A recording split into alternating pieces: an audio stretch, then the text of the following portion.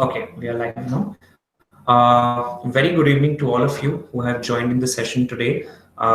Today we have with us as the speaker Mr. Avishek Pal, who's a senior data scientist at Microsoft.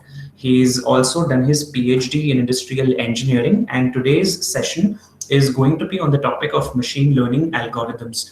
What we are going to do is Avishek also has a presentation that he's going to run you through in this session. Once we are done with all the explanation and the discussion around that, towards the end of it, we'll also do a Q&A where you can post all of the questions that you have on the chat, and then I'll be able to read that out to you and I'll be able to read that out to you and answer your questions also for the same. So, without wasting any more time, handing it over to you, Abhishek, and the session is yours. Okay, great. Yeah, thanks, Vivek. And good evening, everyone, and welcome to the webinar. Today, I'm going to talk about the machine learning algorithms which you must know to crack data science interviews and get a good job offer. In this webinar, I'm going to cover different machine learning algorithms, and I would also touch upon the way how you can talk about your projects in machine learning to impress the interviewer, and as well as I'm going to talk about other aspects like programming and data structures that you should also know to crack interviews with certain types of companies. So moving on, the outline of the presentation is that I would first start with a brief introduction to the different types of roles that we see in the job market, which are related to statistics, data science, machine learning, and then the bulk of the session is going to focus on the different areas, okay, which are the different algorithms that one must know and are frequently asked in data science interviews. After that, I will be talking about the different programming and coding exercises that you should practice before going to data science interviews. And then I'm going to give you some, share you some experience how to talk about your project, so that the interviewer gets a good idea of the work that you have done and finally offers you a role. So I think it's fair to say that never before, has been a better time to look for a job in the field of data science and machine learning. Data science is pretty new as compared to the field of analytics, which people has been uh, pursuing from a lot of years. But in the recent years, starting from 2010, 2011, we have seen a huge surge in the number of roles opening up at places, at companies who did not think of doing analytics. And we have seen that the demand for data scientists is growing, and number of sources say that this demand is going to increase only in the coming years. Okay, so it's better to gear ourselves up and know how we can prepare best to crack data science interviews and get a good job. Talking about the different type of companies which are hiring machine learning professionals in India, we can classify them into three major categories. First is the product companies, typical software companies. They could also be startups. Okay, Google, Microsoft, Amazon, or the top three names which comes to mind. Even Facebook is also hiring ML scientists and engineers. And among the startups and new companies are like uh, Paytm, Credit Vidya, which is a company based out of Hyderabad, who are also hiring heavily for ML scientists and ML engineers to develop products. And then, of course, are the banks and the retail companies, which are typically captives in India, like Citibank, Target, HSBC, Walmart, Fidelity Investments, and the list goes on. As well as we have consulting and service-based companies like ZS Associates, Algo NX, IBM, Infosys, Fractal, TCS. I believe some of these companies would be coming for the recruitment drive at UpGrad. So it's very important to know how to crack those interviews and get an offer. Uh, I would like to talk a little bit about the different types of roles in the market, and just to understand what those roles are about and where you might see the most number of openings in today's market. So we have the traditional statistician or the statistical analysis role, which is mostly concentrated in strategy and policy making. They do all kinds of stuff like for forecasting and other socio-econometric analysis. And people in this field are strong with a background of statistics, economics, and they have been using SAS, SPSS to solve their problems, and these kind of roles are typically dealing with not big data, but relatively smaller data sets, but are high demand in market research and strategy consulting. Then we have business analysts, a type of roles, typically who people in this space would be from the background of MBA, economics. I mean, not just restricting to this couple of background, but typically in the market we have seen people with the MBA or economics or sales and marketing background fits into this business analyst role.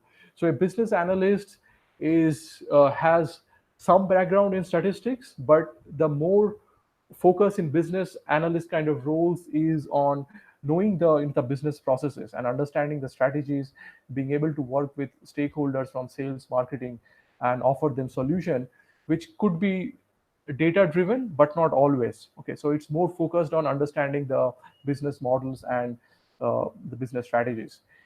The huge number of openings that we see nowadays, also known as data scientists in different companies, is the machine learning generalist, and this is where this webinar would focus on to talk about how to gear up for this kind of a role.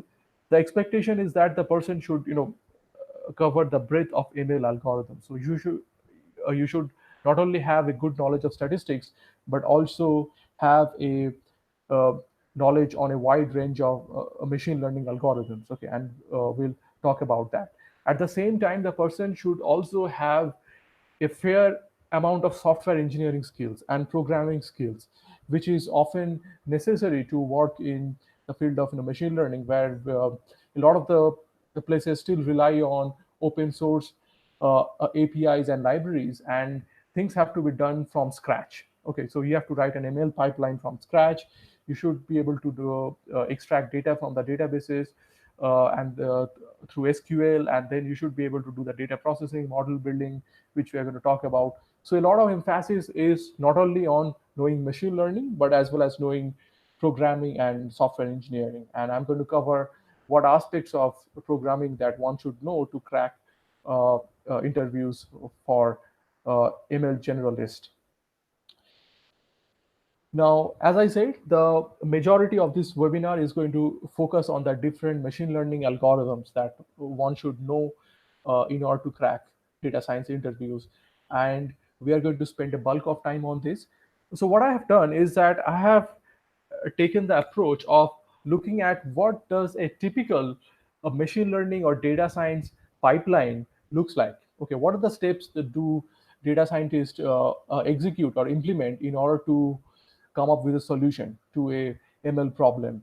And what I'm going to do is that I'm going to enumerate on different tricks and tools and techniques and algorithms uh, which are going to cover each one of these aspects. Okay, so I have kept a four-step approach, which is what we have seen. I mean, typically data scientists practice, starting with data processing, model training, model evaluation, model interpretation, and deployment. Okay, I have kept data extraction, the data engineering part out of this typical pipeline, because sometimes that also overlaps with the ETL or the data engineering practice, where we don't see much application of ML algorithms, but traditionally relies on SQL and other ETL technologies, could be even big data technologies. But a typical core machine learning work should cover each of these four steps. Okay, so let's get into the details and understand what are the most important algorithms that one should know before facing an ML interview. So for data processing, the most important step to know is to treat how you're going to treat outliers. Okay, and one of the things which comes at the top is how to use a box plot, which might look like a simple a technique, but it's very efficient in finding out outliers. And as we can see, we have the median, which is the 50th quartile, and then on the right hand side we have the 25th percent quartile. On the left hand side we have the 25th percent quartile. Actually, no, left hand side from where I'm looking. And on the right hand side, you have the 75th quartile. And all you need to do is just come up with a simple mathematical rule that if any observation is greater than the 75th quartile by 1.5 times of the interquartile range, then it's going to be an outlier. Okay, and similar thing on the left hand side to figure out outliers on the lower side. And then you can also apply some smoothing techniques. Okay, so a lot of the people ask that, okay, we don't want to lose any data point, because if you remove the outliers, then you're simply going to drop those rows or drop those samples, or you're going to replace the outliers by, let's say, the 25th quartile on the lower side and 75th quartile on the higher side. So if we don't want to do that, if we still want to keep the information which comes with the original values of that particular feature, then often we can apply smoothing functions. Okay, and it's important to know what these different smoothing functions are and where they should be applied. On this slide, I'm showing you just one of them, which is a sigmoid function, uh, which is bounded in the range of 0 to 1 for all real values. But it's also important to know what is a log function, what is a tanh function. And I'll just give you an example. So I was working on a time series modeling problem where I built a time series model using recurrent neural networks. Okay, I could have tried ARIMA, etc., but probably I would have got the similar observation. So I built a recurrent neural network to model a time series on the original variable. Okay, and I got a mean absolute percentage error. I got a certain value of mean absolute percentage error. Next, when I smoothed my original observations by using a log function, that essentially reduced the variance in my original observations. And that reduction in the variance had an impact on the model as well, which was able to give a much lesser mean absolute percentage error. So it's very important to be able to understand how these functions are working and be able to explain to the interviewer that the consequence of a smoothing function is variance reduction. So if you build your conversation like this, then your interviewer would know that you not only know what functions to use, but you also know them in depth how they work. Okay, and a lot of the times you don't have to get into the mathematics, but it's important to explain the intuition behind this. Another important step is scaling. Okay, like normalization or min max scaling. So this is a popular topic, and I don't want to get into too much detail. What's important to know from a machine learning algorithm point of view is why scaling is done. Okay, and the example that I'm showing here on the left is an example where one parameter is has values coming from a wide range as compared to another parameter.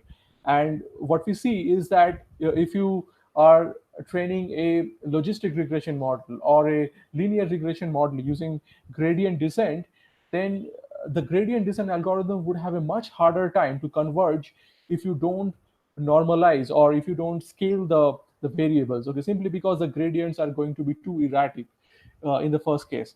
But if you normalize them and if you bound the variables within a range of 0 to 1, I mean plus minus 1, some people also extend that to plus minus 3, even plus minus 4, then you have a smooth uh, gradient descent algorithm. So again, it's important to understand the intuition behind it and be able to articulate that during an interview. The other thing under data processing is a missing value imputation, which a lot of the times people just fill up the missing values with a mean or median or mode. But another way of imputing the missing values is using something called multiple imputation by chained equation, also known as MICE in short. I'll just talk about the intuition behind it. So, I mean, think of it as uh, building a regression model. Suppose you want to fill up the missing values on a variable which is a continuous variable. Okay, and you have some missing values in that column. So, if you are using mice, the idea behind mice is to treat that column as your target variable, as your y variable, and treat the other columns as your x variables, and then build a predictive model for the column in which you want to impute the missing values based on the other columns. And you do that multiple times in order to come up with a confidence interval that if you run this many number of models, then you're going to have a confidence interval of a certain range in which your uh, imputed value is going to lie. So it's important to understand again the intuition of the technique and then be able to explain that. The other thing which people do, and this is related to imbalance data set, particularly for classification model, is oversampling. And sometimes oversampling is done as a part of the data processing step. Uh, One of the most popular algorithms for oversampling is synthetic minority oversampling technique, in short, a SMOT. And as the diagram on the slide is explaining, it's essentially uh, randomly plotting data points in the neighborhood of your existing points. So we have an imbalance class, which is class 0 in this example. And the SMOT algorithm is going to understand the distribution of the class 0 and class 1, and it's going to generate new data points of either class 0 or class 1, whichever you're asking the algorithm to generate, based on the nearest neighbors. Okay. And what it does is that it randomly creates nearest neighbors, okay, based on the distance. Probably you can study the detail, but it's important to understand that this question is very frequently asked in a lot of the machine learning interviews, where especially in the context of imbalanced data set. So it's important to know how SMOT works. Now I want to talk about an important step, which is basically is model training. And I'm going to touch upon um, supervised algorithms, starting with generalized linear models. And generalized linear models, in short, GLM, covers your linear regression for a continuous variable. It covers logistic regression, Poisson regression, quartile regression. Now, in the context of machine learning, it's important to understand and be able to explain what is the training algorithm. How do we determine the weights of a linear model? And you should be able to understand what gradient descent is. Okay, so what are the steps of gradient descent? First, we define a loss function, okay, which is indicated by the letter L here. It could be a mean squared error, it could be log loss in case of classification. And then we know how to calculate the first order derivatives, the partial derivatives of this loss function with respect to the weights. And the gradient descent is simply then making iterative updates of your weights by following the path which is in the opposite direction of the gradient, okay, as shown by the black line in the diagram. So the intuition is that if you move down along the gradient, you are actually descending. Okay, so that's where the name the descent comes from. So it's important to know that how gradient descent works. And the second thing, it's also important to know the different variants of gradient descent. So one type of gradient descent is where you compute the loss function and the derivatives on the entire data set, and that might be possible if you have a fewer samples in your training data set. But if you have, let's say, millions of rows or even more, then it's important to know stochastic gradient descent, or mini batch uh, gradient descent is the exact technique which is used to uh, train model on larger data sets. Another important aspect for GLMs or linear models is regularization. And it's important to be able to distinguish between L1 and L2 regularization, and also be able to explain why L1 regularization leads to feature selection. So in a lot of the machine learning interviews, people are asked that, can you explain how L1 regularization would lead to uh, uh, feature selection? Okay, so it's important to explain that intuition.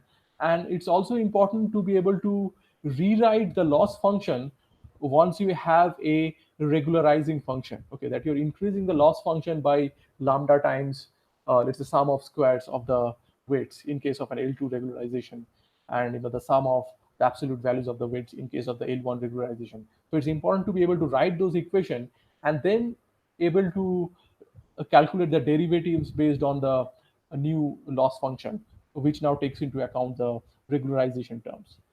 Decision trees is very widely used in industries, and one of the go-to algorithms of any data scientist is random forest, which is an ensemble of decision trees. So in this context, be very thorough about how decision trees are trained by using information gain, or by using something like a Gini impurity, and how this is used to select a variable which is going to be used to create a node in the decision tree. So be very thorough about that algorithm. I'm not getting into the details in this session, but I just want to highlight the frequently asked areas in typical data science and ML interviews. And then you have different tuning parameters like depth, a number of samples. What is the effect of these parameters on the performance of the tree or on the behavior of the tree? To be able to explain those intuitively is very important. And then you have a technique called pruning, which is essentially looking at reducing the depth of the tree without sacrificing the accuracy or the error, or without increasing the error from the decision tree by a certain value. Okay. So information gain or Gini impurity, then how it is used to induce a decision tree, different parameters of a tree, and the pruning technique. Okay, these are probably the 4 or 5 important topics one should touch upon in decision trees. And then we have ensemble models. In ensemble models, we have bootstrap aggregating, also known as bagging. We have boosting.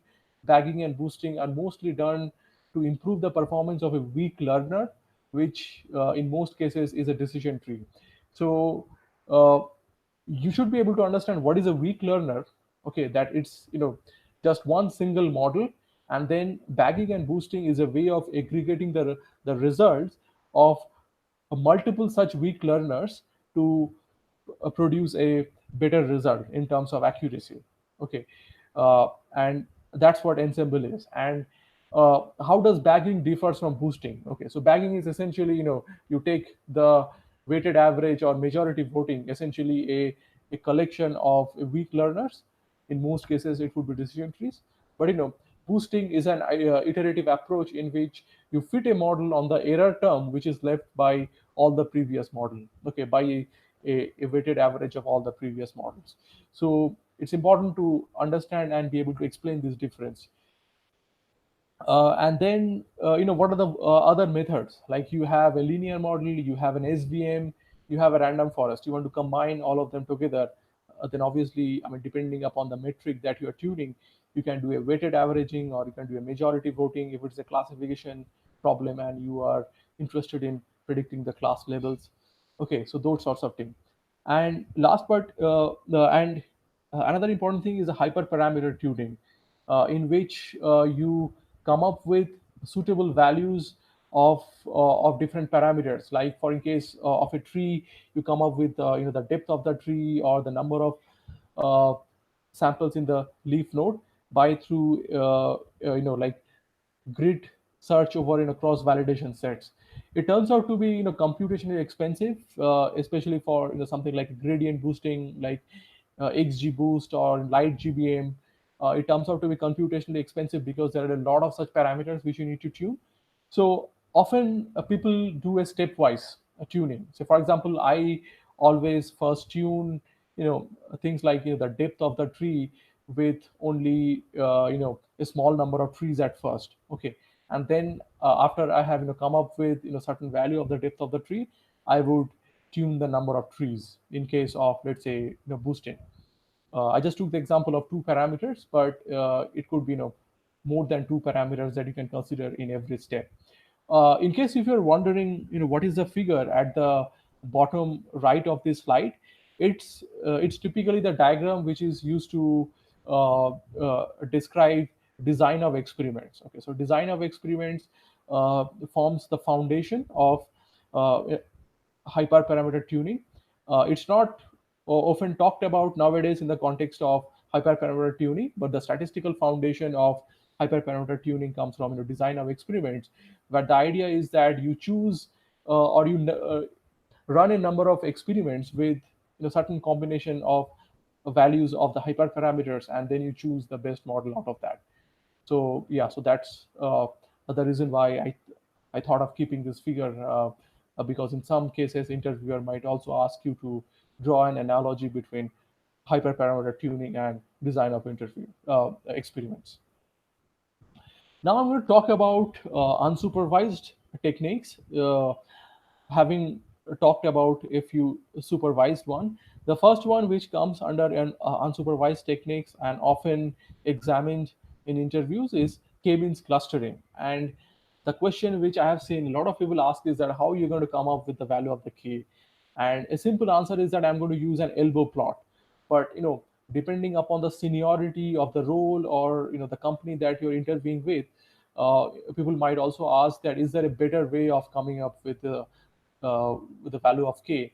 And there is some research done on that, and that uses the information value and uses an expectation maximization method to increase that information value to come up with the value of k.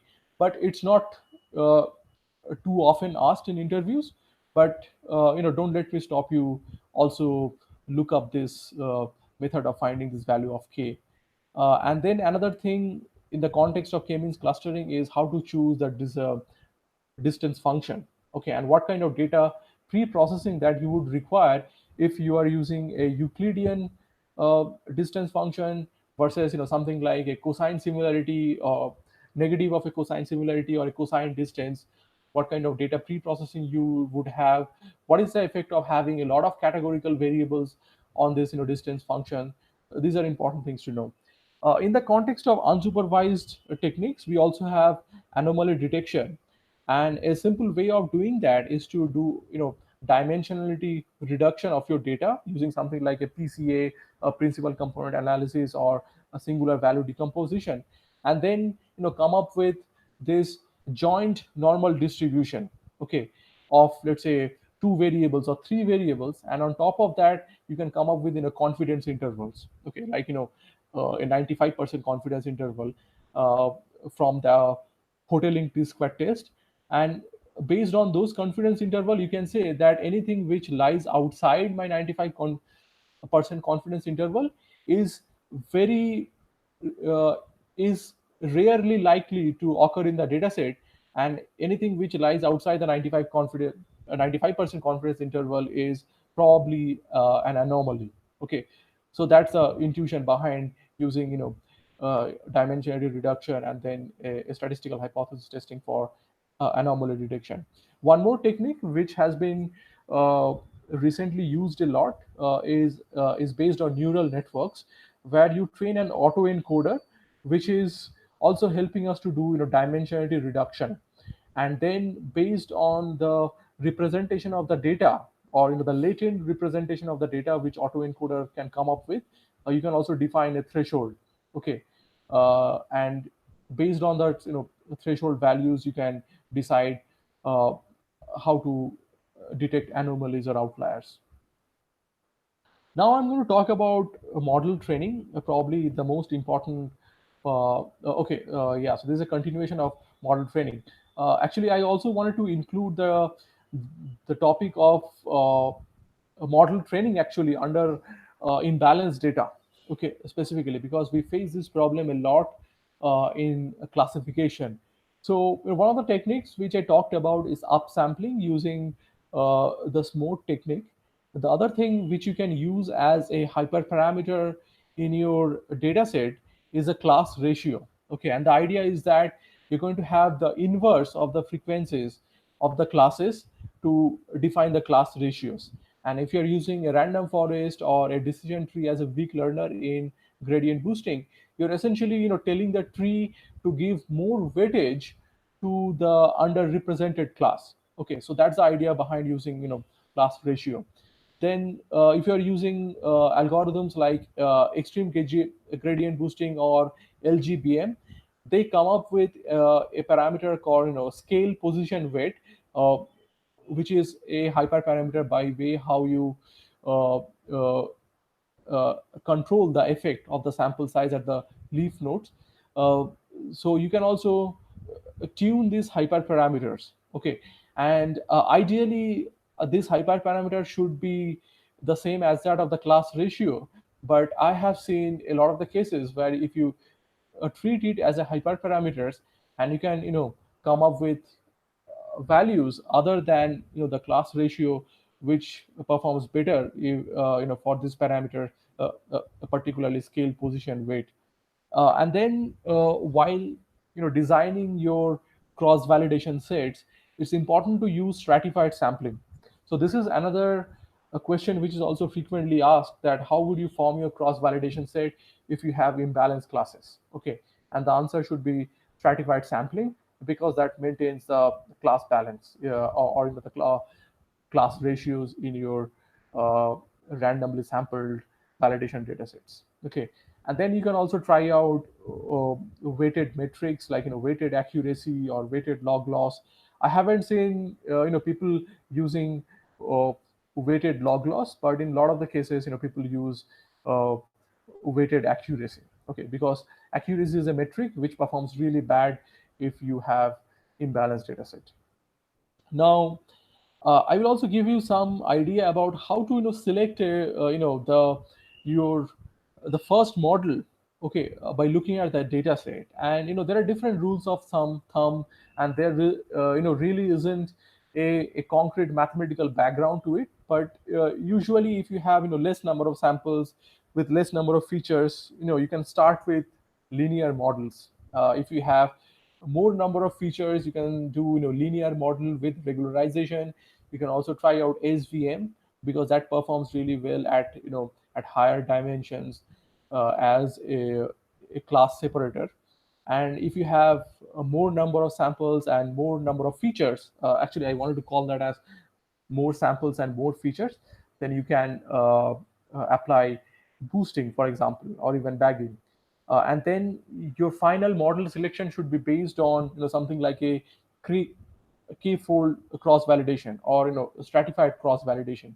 A lot of the problems I have seen, though there are rules of thumb as to what should be your first choice of the model, and people want to know that, and people might want you to answer that question based on your observations of the data set. But a lot of the times the final model is something like an ensemble, though ensembles are not usually used in industries because of their computational expense at runtime. Uh, so in the and that's where you can have some of these rules of thumb to find out your go-to model. Next is bias variance trade-off, and this is the most important topic in machine learning. Okay, it's important to understand what bias is, what variance is. I have tried to uh, keep some examples of machine learning algorithms on, like low bias, low variance, and then high bias, high variance. But there are a lot more examples than the ones which are showed in the slide, and it's important to understand how to explain the total error in terms of bias and variance. And it's important to understand how you can tackle, or how these different techniques can tackle the problem of bias and variance. Okay, and one way to understand bias is that you are underfitting the data, and the variance is that you're overfitting the training data. So that's a simple another simpler intuition behind bias and variance. But I have seen a lot of the times questions are asked on bias and variance, and uh, uh, giving a solid answer on this topic would really uh, secure you good marks in that round of the interview. The last but not the least, I believe, is evaluation metric. It's important to select the right evaluation metric.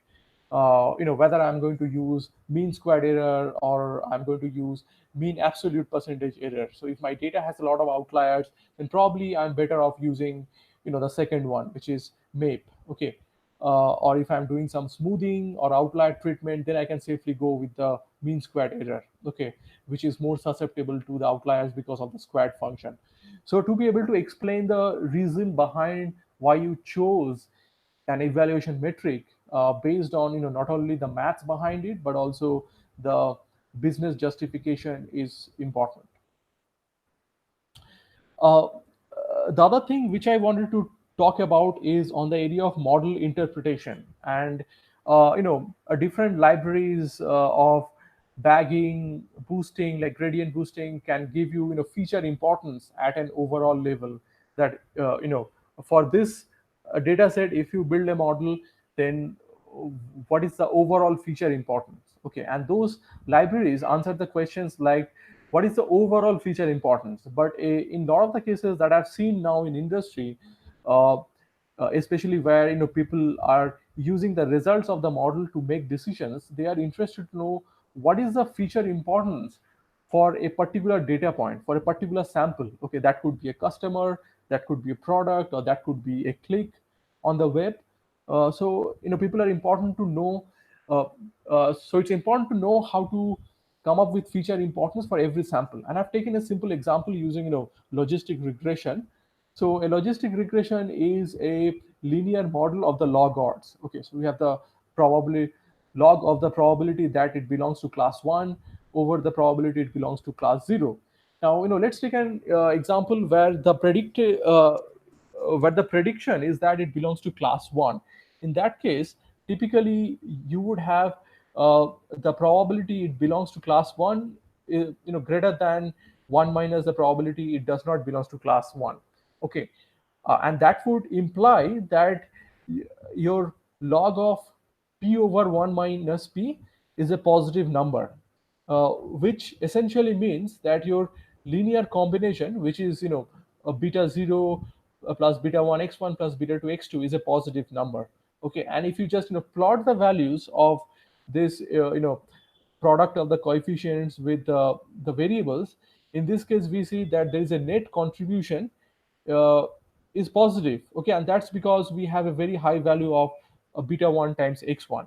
So you can explain to the client or to your as a stakeholder that in this for this customer, we see that his average price that he bought in the past is very high, and that has an overall uh, a, a positive impact, and that's the reason the model is predicting that it belongs to class 1. Okay, I'm just making up a scenario. It could be something to do with churn, it could be something to do with click-through rate prediction, but it's important to know how you can exploit the mathematics of this linear model to come up with uh, uh, better model interpretation for every sample.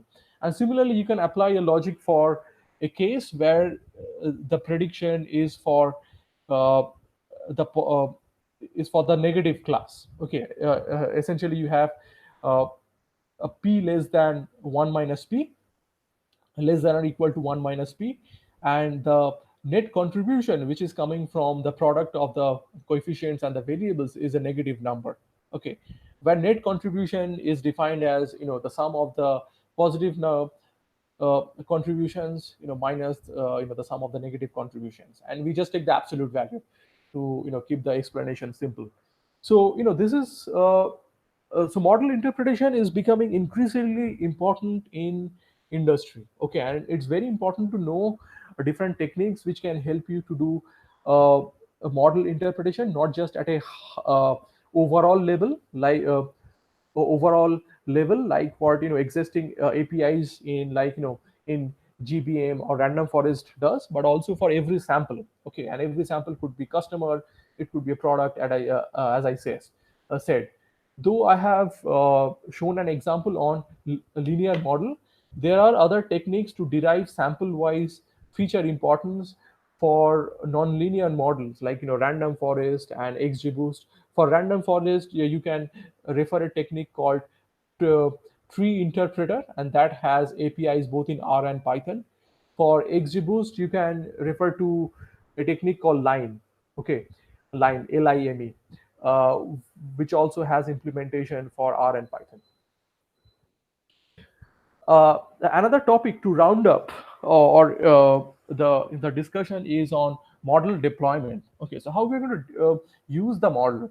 So one could be that you are just asked to give a presentation of your model results, and you can use ggplot in R or matplotlib and seaborn mayavi in Python to plot the different types of results of your model. That could be area under the ROC curve, it could be the confusion metric.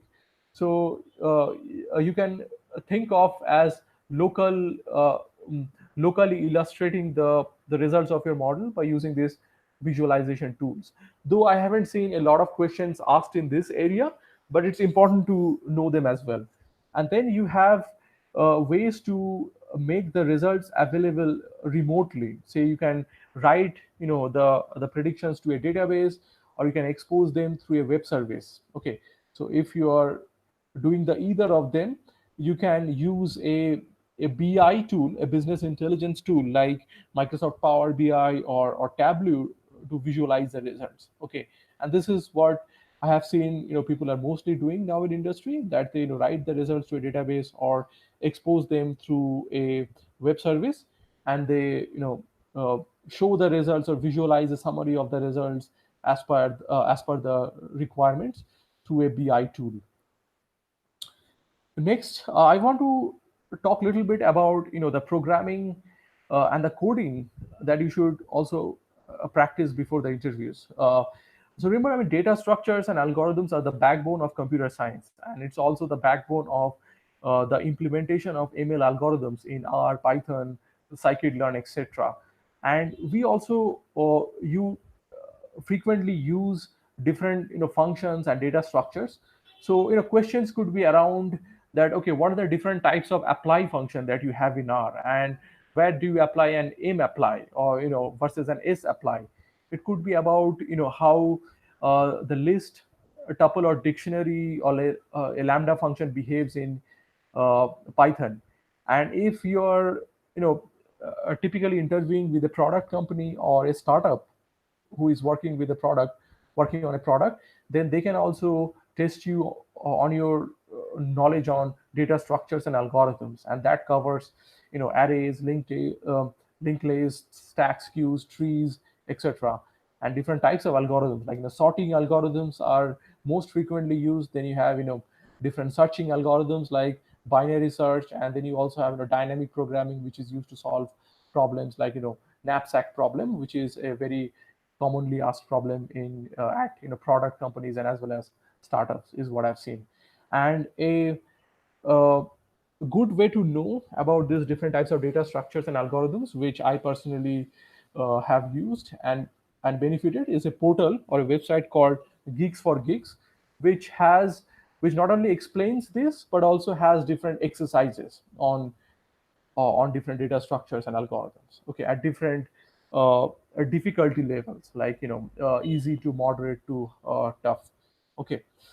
Uh, Next, I want to talk a little bit about how to talk about your machine learning projects. Okay, uh, most of the time, telephonic interviews or even, face-to-face interview starts with the interviewer asking you that, explain me or take me through your latest project. Okay, and when you talk about your project, it's uh, easier for the interviewer to follow, what you're saying, if you keep a clear sequence of the things. Say you and you can start with, saying that, okay, this was a business objective, or this was the objective of the project, and I had this four major steps, or, three major steps to solve that problem. And then you just go one by one, like data pre-processing, model training, model evaluation.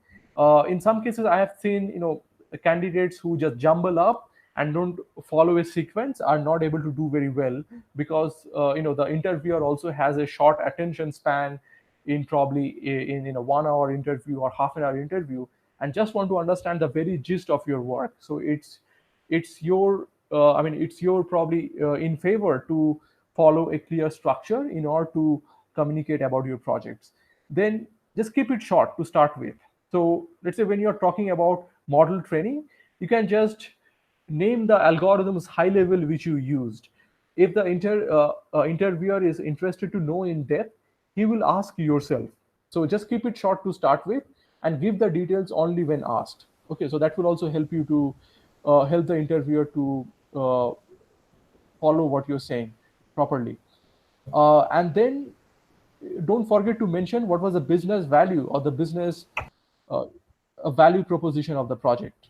Okay, so, these are the, typical tips which I have personally followed while interviewing for ML roles, and I have seen, other people who has been successful also have tend to follow this pattern and be able to do a good job in the interviews.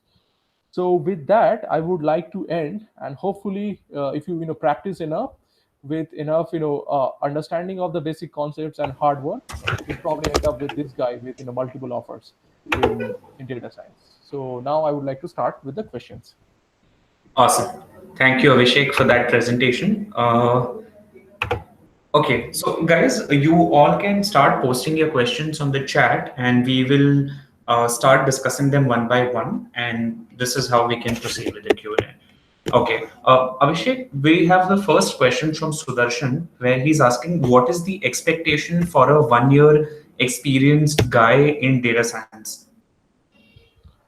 The expectation for a one-year guy in data science, uh, doesn't really change in terms of what I've spoken in the presentation.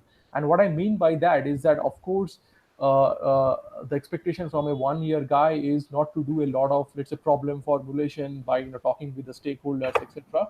But one should know the basic concepts, at least the ones which I have covered in the presentation, and just look around for other multiple choice questions and all that.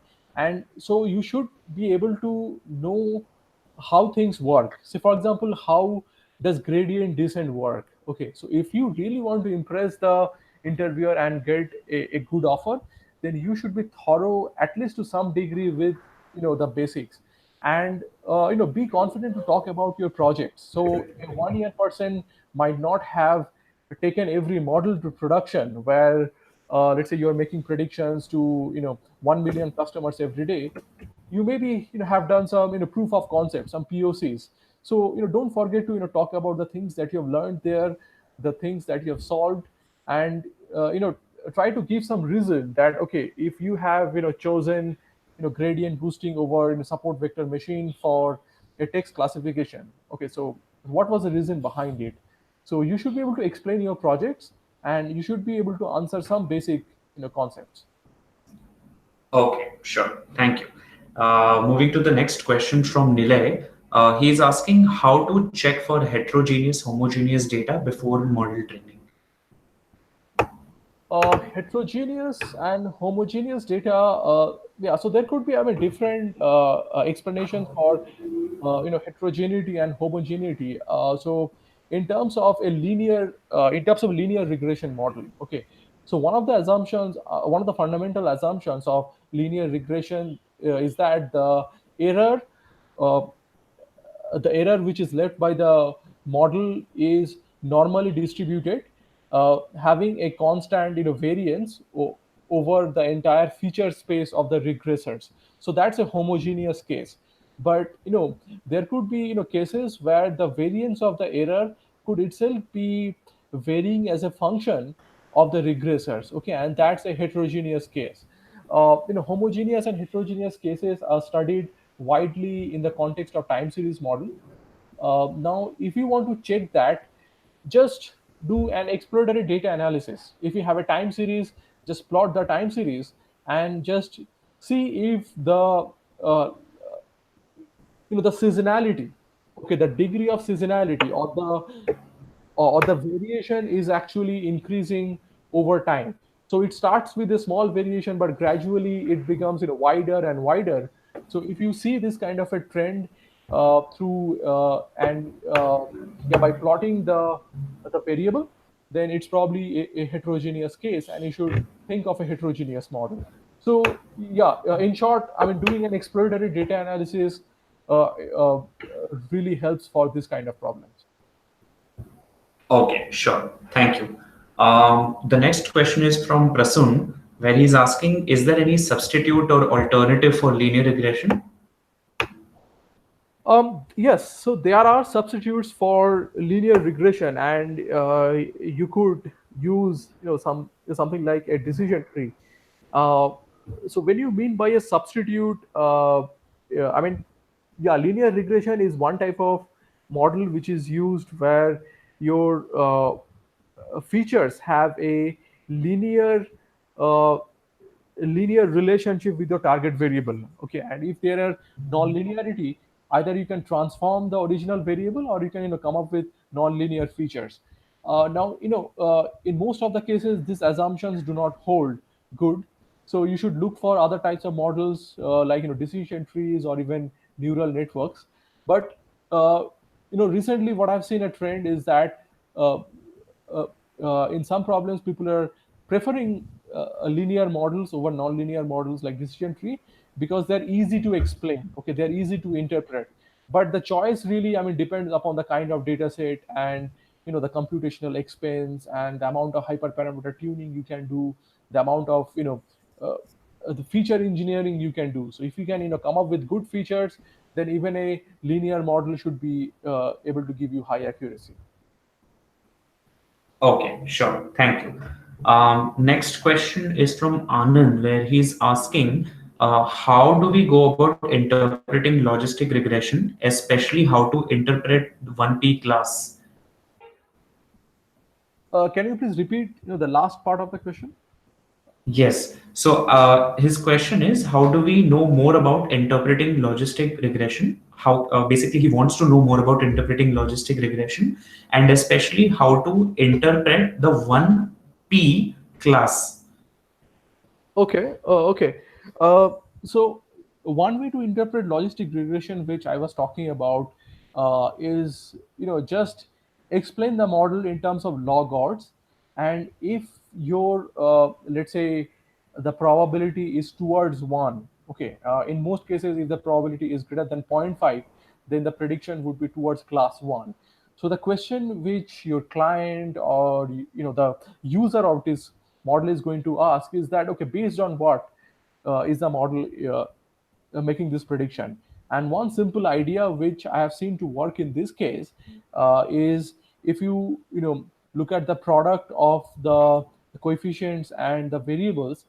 So if the model is predicting a very high probability or a probability greater than a zero point 0.5, then the total sum of the coefficients, I mean, sum of the product of the coefficients and the variables is going to be a positive number. Okay. And in this example, I was just explaining with the help of two variables, x1 and x2. But in real life scenarios, you could have a lot more variables which are driving the model's predictions towards class one, versus class zero. Okay. And in that case, you would have a very high positive impact on the model. Okay. Which is why your predicted probability is increasing towards one. So yeah, so this is a simple approach which I have seen many of my colleagues and many of other data scientists are using. uh, it doesn't have a strong statistical explanation yet, but if you are looking for feature importance or interpretability from an overall aspect, then you can look at the p values of the statistical hypothesis test, which says that as null hypothesis beta is 0 versus an alternative hypothesis that beta is not equal to 0.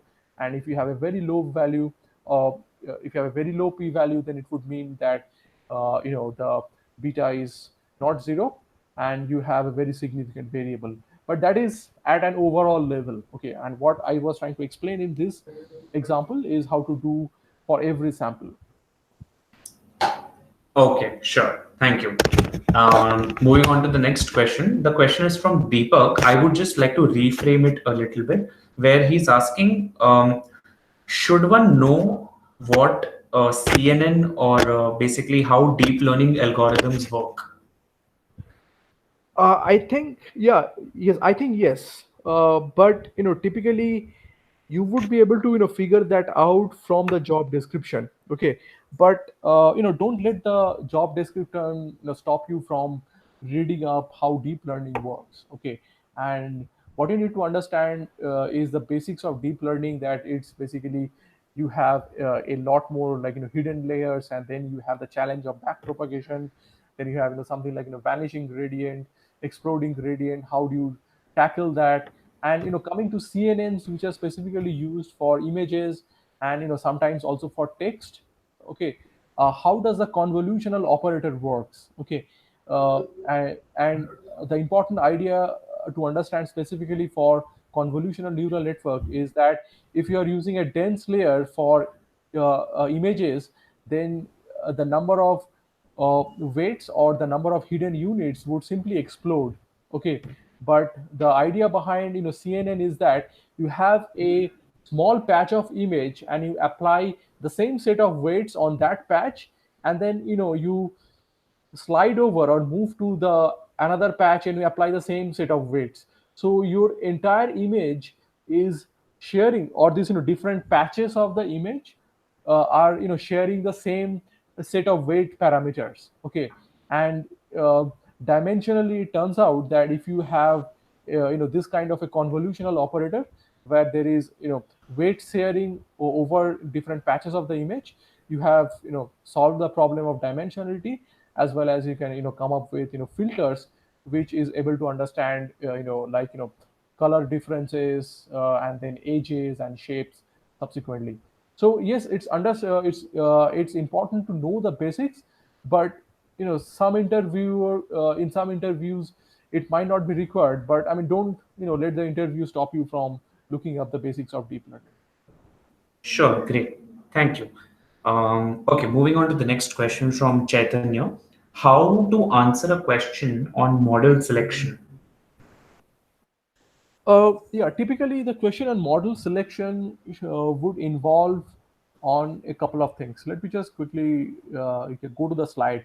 The first would be, I mean, how do you select a model just looking at the data? And I was explaining that, I mean, though there is no mathematically sound answer to that question, but there are some rules of thumb, like if you have, small number of samples and small number of uh, uh, features, then you can try linear regression. If you have more number of features compared to the number of samples, you can try something like linear regression with regularization or a support vector machine. So you can talk about this kind of rules of thumb. But another important aspect or way of answering model selection is based on the cross validation, uh, is based on the performance of different models, uh, based on cross validation evaluation. Okay, and in this case you can talk about bias variance, that if you have to select the regularization parameter, okay, the lambda for a L2 regularized linear regression model, by changing the value of lambda, how the bias and the variance is changing, and how do you arrive at the minimum value of the total error. Okay, so explain that in terms of the total error, which is the sum of bias and variance.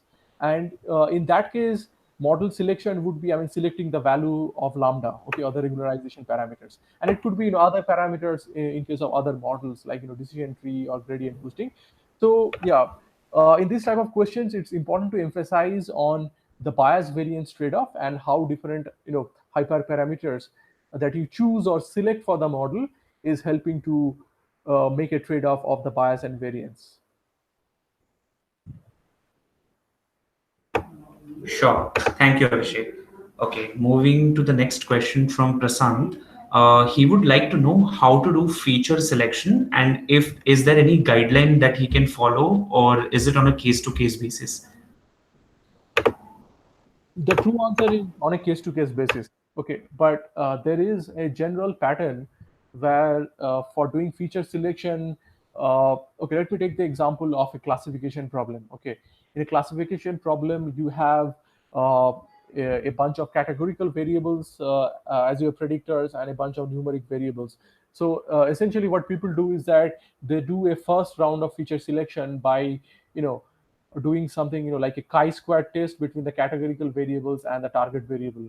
And those variables which are not able to pass the chi-square test, they're just are going to drop those variables. Okay, uh, the next after having done this first round of feature selection based on some statistical test,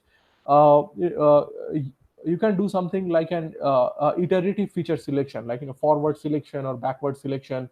And that requires you to find a cross validation set. Okay, so you have to, I mean, define two things. You have to define the accuracy metric or the performance metric. It could be a loss function itself, like mean squared error or log loss, or it could be a measure of accuracy like a precision recall, F1 score, AUC.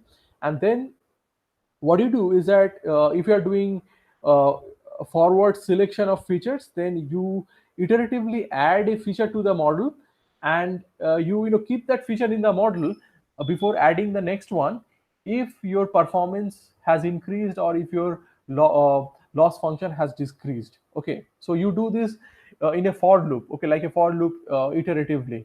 And one of the questions which is asked is that how do you determine the order in which the variables are going to be included to the models. Then one way again is to look at again the p values from a prior statistical test, or is to look at the mutual information between the variable and the target value, and then have an order or sequence the variables in the descending order of the mutual information.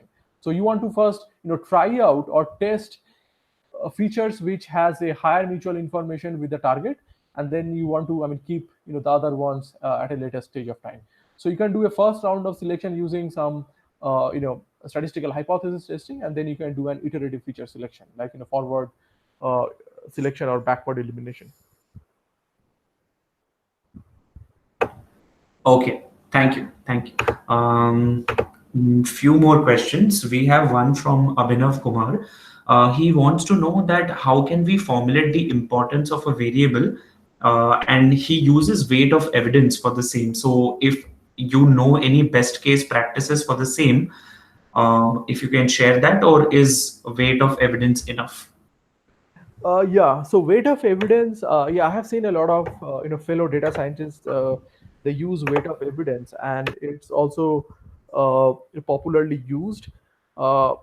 Other ways of determining feature importance could be using the feature importance which is computed by uh, bagging and boosting algorithms, like in random forest or GBM, where they come up with uh, the, let's say the overall feature importance by running a number of different random experiments. Okay, and the idea behind is that you randomize the value of a feature, and if that feature is an important variable, then when you randomize its values, then that's going to have a high impact on the accuracy or the loss function, versus a feature which is relatively less important. If you randomize that, that's going to have a relatively less importance on the performance of the model. So you can also do that. If you are interested in sample wise feature selection, then look at different techniques like lime, tree interpreter that I've talked about. You can also look at weight of evidence, and you can also look at uh, like the contribution of the product of coefficient and uh, the feature in case of a linear model, okay, that I just showed. Okay, sure. Thank you. Um, Next question is from Mayuri. She wants to understand how do we come to know that the data is imbalanced and what is the specific meaning of imbalanced data? And second is how to explain model deployment in an interview. Sure. Okay. So I'll answer the first question. You can know about the imbalanceness in the data set, and this is, I believe, typically exist in, classification problems. So just do a frequency count. Okay, just do a frequency count and find out the ratio. So a typical imbalance scenario is like 1 out of 10 or 1 out of 100 or even worse. Okay, and just doing a frequency count and plotting a bar graph is good enough to understand the uh, imbalance, the class imbalance. And to deal with class imbalance, I've talked about SMOT and other techniques. Actually, these techniques are shown on this slide. Yeah, so these are the different things you can do to address class imbalance. The other question was on how to explain model deployment in interviews. So you can talk about the two ways. One is to deploy models locally, which is you just do some visualization and plots, and the other one is a remote deployment. So yeah, just say that I'm going to write this results to a database, to a SQL database. Okay, and this is going to be a part of the pipeline where the pipeline looks like data extraction, data processing, model building, and then writing the results to a database. Or you have a web service, okay, which is more of a pull mechanism. Okay, the first one, I mean, writing to a database is more of a push mechanism, where you write the data to a database and then a downstream, dashboard gets refreshed. And the second one, through web service, is more like a pull mechanism, where your end user could be invoking a web service from his or her application, and then the web service invokes the model uh, prediction in the backend. Okay, and then it's more of a real time and near real time scenario. So yeah, this would be the different ways to explain model deployment in interview. Okay, thank you. I think few more questions left, and the next question is from Naga Chaitanya. He's asking that he's from test automation background, working on Python, and he's currently working on domain analytics project in the capacity of a TA engineer. So, does industry have such kind of roles, which is a test automation engineer in data science? Yeah, actually, this is an interesting point. So, a few days back, actually, I was talking with a test engineer, where he was looking at the opportunity of automatically finding out the propensity that a workflow or a code would give a bug.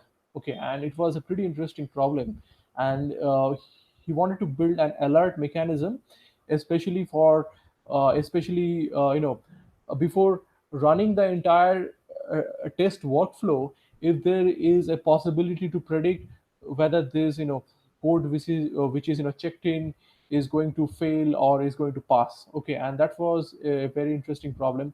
So I do believe there are people specifically trying to use data science in the testing industry as well. And this might not just be the one use case, there could be other use cases. So specifically for testing, and especially when it comes to automated testing, I do feel that there is scope of applying some kind of like predictive modeling or alerting and prognostics using predictive modeling. But then even outside the testing world, uh, you could also explore things like that. Okay, what is the health index, or the propensity that of success of code, which is coming from a particular type of technology or particular release or team.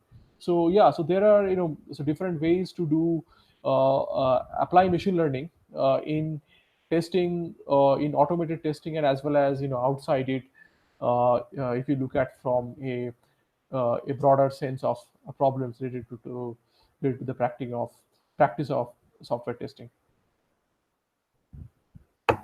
Okay, sure. And we'll be able to take only one more question, students. So I've selected one, and apart from that, the questions that we have, I will get them answered through mails, so that you guys get it answered.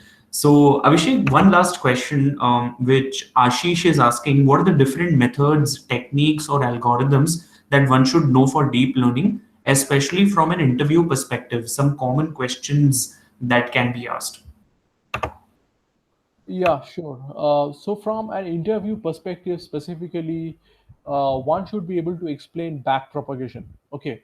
And if you really want to impress an interviewer, try to explain back propagation based on computational graphs. So, when you look at these really deep networks, which are, sometimes like 50 layers or 100 layers, then APIs like TensorFlow or Keras, it's not actually writing a for loop to do the back propagation. Okay, it's not something like that.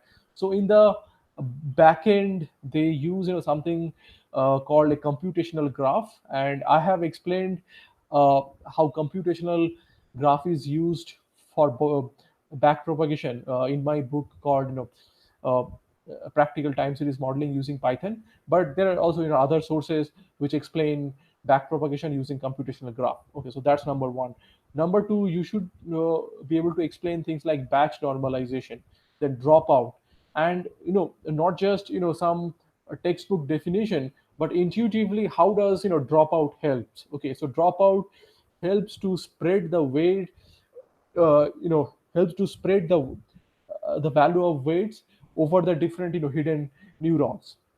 Okay, and that allows your model not to rely on just one feature but to rely on most of the features. Okay, yeah, so you should be able to explain dropout, batch normalization, then gradient explosion and gradient uh, excuse me, and uh, gradient diminishing gradient and exploding gradients is something which is also frequently asked.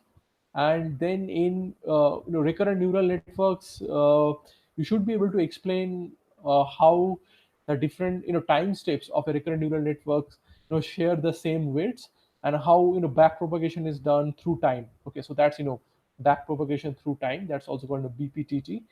uh, yeah, so these are the different areas. Then you can also look at convolutional neural networks. In this regard, there are a lot of good material. Okay, so the fundamental thing is that you should be able to explain the basics. Okay, basics intuitively. Okay, so try to understand the intuition behind all these techniques, like batch normalization or dropout, and try to explain the intuition in an interview. Okay, because a lot of the times in interview you might not be, let's say, over the telephone or even in face to face, you might not be able to explain the maths, but it's important to explain the intuition, especially behind things like dropout, batch normalization, and the convolutional filters, exploding and diminishing gradients. And one last thing before I stop, using different activation functions. Okay, so when should you use a sigmoid function versus a redo function? Okay, sigmoid function, the first order derivative of a sigmoid function has a maximum value of 1/4. Okay, which is 0.25. So if you have multiple hidden layers, so and if you have, I mean, this small gradient, then in that case you would have a problem of diminishing or vanishing gradient. So in that case, it's better to have a ReLU loss function which has a gradient of 0 or 1. Okay, so these are different things that you should know and be able to explain the intuition as far as deep learning questions on deep learning is concerned. Sure. Thank you so much, Abhishek. I think that was really, really helpful. And My pleasure. students would have made a note of it, and definitely this will help them in preparing for the kind of jobs that they'll be applying in the drive and even beyond that. So, thank you so much, Abhishek, for your time. We will come to the end of the session through this. And there are a couple of questions that we'll just get in answered through emails, basically. And that was it from my side. Any other thing that you would like the learners to kind of like leave upon as a small message from your side? Yeah. So my last message would be, I have tried to cover the topics at a high level in this session, but feel free to double click or get into the details of each one of these in your course material, of UpGrad and elsewhere. And yeah, and hard work and a lot of practice can lead to success. One thing which I've observed, especially for predictive modeling, is that the more number of problems you solve, uh, the better it is. Okay, and one good source is not just the problems which are given to you, but also to look at sources like Kaggle or HackerRank, HackerEarth, Analytics Vidya. So I have solved a lot of problems on Kaggle, and I find it a great source of learning.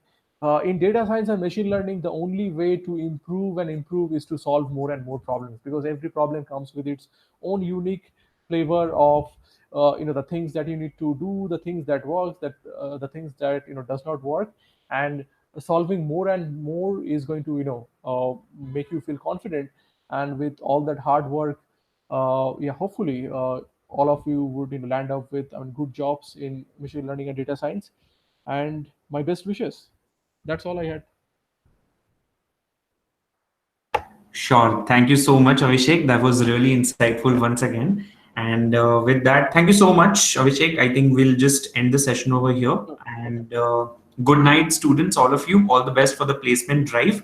And we'll see you again with another live session preparing you for the same. Thank you. Yeah, bye. Thank you. Bye. Bye.